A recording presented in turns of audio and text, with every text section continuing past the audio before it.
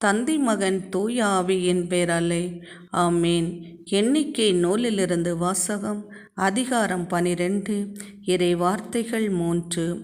பூவுலகின் அனைத்து மாந்தரிலும் மோசே சாந்தமிகு மானிடராய் திகழ்ந்தார்.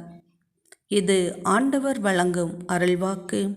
இறைவா, உமக்கு நன்றி. தாயினும் மேலான அன்பு கொண்டவரே, உம்மை ஸ்தோத்தரிக்கின்றோம். அரவணைக்கும் கரமே, உம்மை ஸ்தோத்தரிக்கின்றோம்.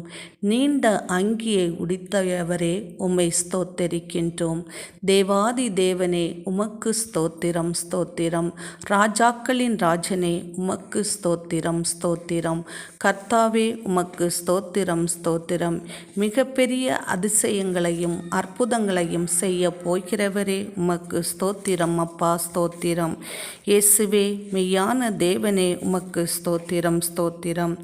ஆண்டவருக்கு அஞ்சி நடப்போர் நற்பயிற்சியை ஏற்றுக்கொள்வர் என்று சொன்னவரே, உம்மை ஸ்தோத்தரிக்கிறோம். வைகரையில் அவரை தேடுவோர் அவரது பரிவை பெற்றுக்கொள்வார்கள் என்று சொன்னவரே, உம்மை ஸ்தோத்தரிக்கின்றோம்.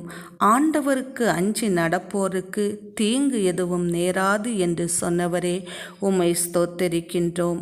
அவர்களை அவர் சோதனையினின்று மீண்டும் மீண்டும் விடுவிப்பார் என்று சொன்னவரே, உம்மை ஸ்தோத்தரிக்கின்றோம். இறை வார்த்தைக்காக உமக்கு ஸ்தோத்திரம் ஆண்டவரே ஸ்தோத்திரம். ஆண்டவரே, நாங்கள் ஒவ்வொருவரும் மோய்சனை போல் சாந்தமிகு குணம் உள்ளவர்களாய் வாழ நீர் கிருபை புரிவீராக. அந்த சாந்தமிகு குணம் உள்ளதாய் இருப்பதற்கு எதெல்லாம் தடையாய் இருக்கிறதோ அவற்றை தகர்த்தெறிந்து சாந்தத்தை மணிமுடியாக சூடுவீராக.